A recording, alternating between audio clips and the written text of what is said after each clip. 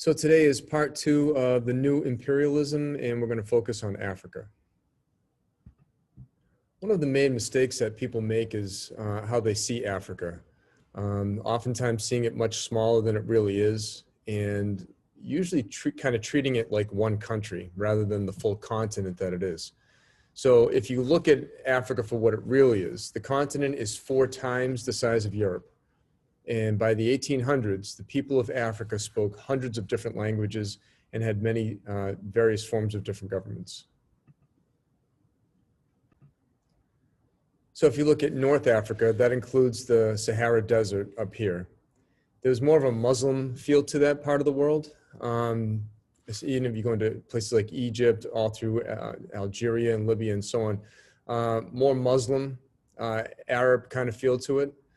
And during this time, the Ottomans ruled much of it even to the 1800s. If you go to West Africa, over here, that had been ruled by people like the Ashanti. There was also very strong Muslim influence there, preaching jihad, which is a holy struggle to revive and purify Islam in that area.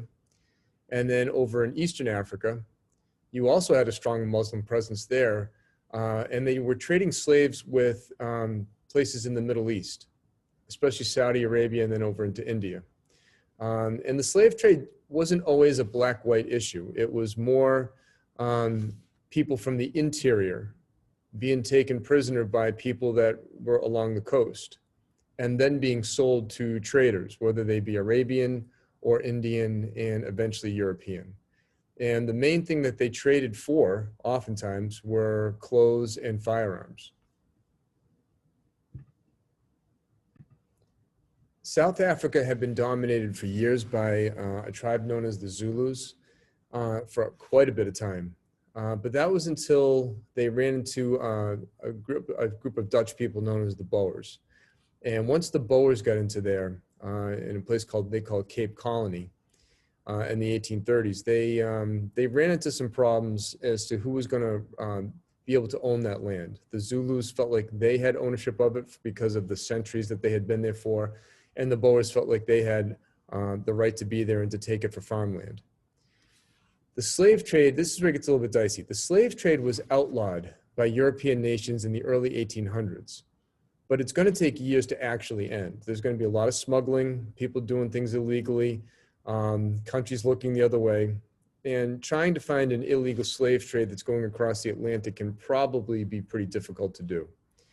But it would continue in the Middle East and Asia. Great Britain set up a place called Sierra Leone. It's on the western part of Africa, right up here. And that was a place that they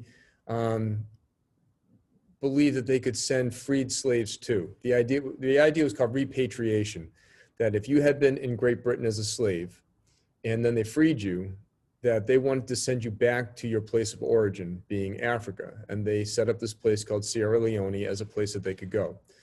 Years later, the United States would set up a similar place. There was a group of people in the United States that bought it up. They collected money and they would provide free shipping to Liberia for these freed slaves. For most of the world, the interior of Africa was just known as a very dark place. Very few people lived there. Very few people had traveled there and had come out alive. But as time went on, and the Europeans became a little more daring and the technology got better and so on, they started to explore parts of the interior. And the easiest way to do that would be to pick one of the major rivers and just keep going up that river as far as you could go. So some daring European explorers tried to travel the interior of Africa. Disease and geography made it very difficult for them, but they did have steamships, and that allowed them to travel against the current up the river. And while they did this, they mapped major rivers like the Nile, the Niger, and the Zaire, which used to be known as the Congo River. As these places became a little more prominent, missionaries traveled throughout parts of Africa to teach the Bible and to give the natives education and medicine. The idea was to get them to convert to Christianity by offering things like medicine and education to make their lives a little bit better. The problem was, and a lot of it was just the timing of that time period. Was both the explorers and the missionaries treated Native Africans like inferiors. Many tribes didn't wear clothing. Many of them had different religious procedures that were foreign to us. The way that they spoke, the way that they went against each other, the fights that they had with each other, it just seemed uncivil. It seemed kind of animalistic in a lot of ways to Europeans who were more refined. One of the more famous explorers of Africa was a guy named Dr. David Livingstone. He would eventually crisscross Africa for something like 30 years, writing about the people and places that he saw. And he was probably pretty lucky to have done it for that long, especially avoiding the diseases that were there, because Africa is still ridden with diseases that take people every year. He was much less biased than other Europeans. That's not to say he wasn't biased, but he definitely had a different spin on it than most people during that time, a little more enlightened. He was also opposed to the slave trade, and probably the more he got to know the people of Africa, the more opposed he was to it. He wanted to open the African interior to Christianity and trade, feeling that if Christianity could permeate throughout the tribes and so on, that life would be better for them, and trade would give them a way to make a living, to have some value. He used to send letters out back to Great Britain that people back in Great Britain just couldn't get enough of. Every time he wrote letters, they were published and people just loved to hear the stories. But then suddenly the letters just stopped coming. So most people believe that he probably had died. But an explorer named Henry Stanley from the United States didn't necessarily believe that and wanted to go find him. So in 1869, he went about looking for Livingstone, and he followed the letters. He followed the stories that Livingstone had sent out and tried to retrace the path that he had taken. It took him 2 years, but he eventually found Livingstone in modern-day Tanzania. And he greeted him with what is a now famous quote. At least it was famous even when I was growing up. I don't know if you guys have ever heard of it or not, but the phrase "Dr. Livingstone," I presume, was a very famous line that went on for many, many years. After that, Stanley was then hired by King Leopold of Belgium. Because he had done such a good job of finding David Livingstone, he wanted Stanley to go up the Congo River basin and explore it for Belgium. Leopold claimed that area and was making treaties and was looking to open up the African interior to the great things of Europe.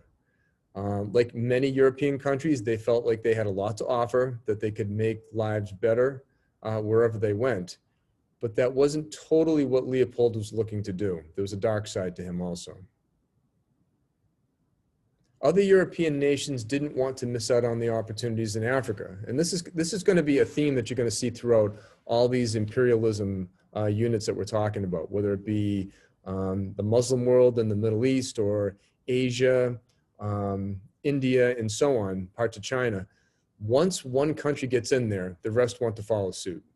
The same thing happened here in North America. Once the Portuguese and the Spanish got here, then the British wanted to come in here, then the French wanted to come here, and everybody wants a part of this. So once Stanley found or started to explore the interior for Belgium, other European nations also wanted to get in on the action. So they met at Berlin, which is in Germany, for the Berlin Conference in 1884. No Africans were invited at all. The rest of Europe recognized Belgium's claim to the Congo, but they demanded that free trade occur on the Congo and Niger River. So in other words, Belgium can have that area, but the river itself has to be open to trade for other European nations. It only took about 20 years for the European powers to claim almost the entire continent. So you can see this is what it started out as. And then over here, you can see by 1914, almost the entire continent has been claimed by Europe. And of course, you can see there weren't many borders here, but now the Europeans established borders much like Europe had.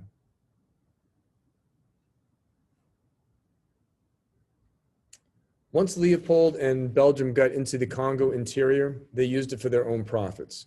They would take out, excuse me, they would take out much of the copper, the ivory and rubber, take out as much as they could, taking it away from the people. And they would oftentimes use the natives for cheap, if not free labor. Many times the people there were beaten or mutilated for working too slowly.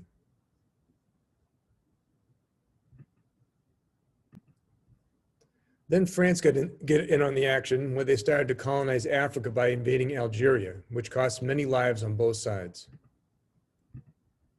It's hard to know why certain European countries pick the areas that they want to go after, like why Belgium, which is up here, chose to go down into the Congo. France, you can kind of see why they went into Algeria, because geographically it's right across the Mediterranean for them.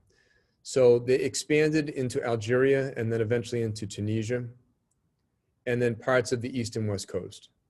Eventually, the French owned an area as big as the United States in Africa.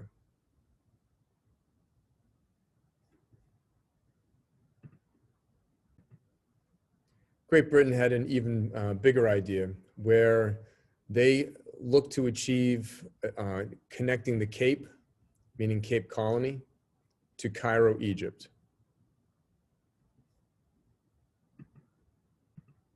The British had earlier established themselves in Egypt, and then they decided to push down into Sudan.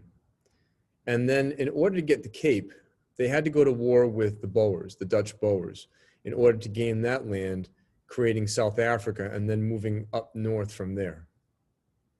This led to something called the Boer Wars, and the British won easily. Other countries like Italy taking Libya up here, and Portugal taking Angola and Mozambique on the two coasts also got in on the action, and Germany found itself finding different scattered territories across Africa in the green you can see here.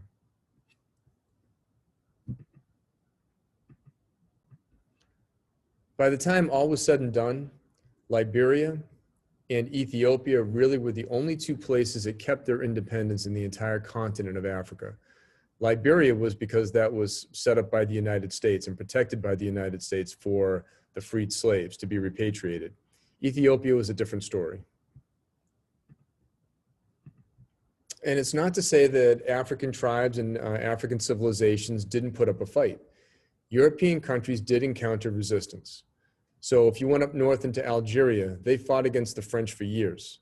And to be honest, that's still something that's happening to some degree even today with some of the terrorist attacks France is going through. They can be traced back to Algeria. The Zulus and the Ashanti fought the British in East Africa. The Germans even had their hands full with something called the Maji Maji Uprising, which took place in modern-day Tanzania. Maji Maji is known as sacred water. And some of the natives there believed that the sacred water, if they poured it over themselves, would make them bulletproof against the German machine guns. Of course, that didn't happen, and the Germans shot and killed thousands of them before they were done. And then for the rest of it, to end this thing, the Germans used what we call scorched earth, the same thing that Napoleon, or the Russians used against Napoleon. The further they retreated, the more that they burned behind them. So the Germans just tried to burn and scorch everything so that the natives would starve. They would have no land to be able to have any food. It did make Germany rethink their policies overall, though. The story of Ethiopia is an interesting one. And again, this is going to be a common theme for countries that can survive in the modern day. Ethiopia, under the leadership of Menelik II, was modernized. So what that meant is that he wasn't afraid to go to other countries and bring people in to build roads and bridges and a school system and get Western ideas to be brought into his country. Most countries fought against that kind of thing. They don't like change, they don't like foreigners, but Menelik was willing to do that. And he also imported the latest weapons from these countries, and he would hire Western military leaders to train his people. So when Italy attacked them, they were ready, and the Italians were the only European nation to lose in any of these battles. Now, in covering this, I readily admit that we've hit the tip of the iceberg. There's so much we could have said about the different African civilizations and get into the power of the Zulus and the crazy amounts of gold in certain kingdoms and the power that they had for a long time. But for the purposes of imperialism, we're trying to establish that outsiders came in and took over, and we're trying to find out why that happened. The number one reason is going to be modernization. Modernization brings about money, it brings about technology, new weapons, and so on. When a country has those things, it's very difficult for another country that has not modernized to be able to defend itself. And that's the bottom line. So that's the common theme that you're going to see throughout these next few sections as we go into other parts of the world. So again, we could have done a lot more with this, and I feel bad that we didn't. But this is kind of an introduction into imperialism in one of the major parts of the world. So the next time we'll get into the Muslim world. Thanks.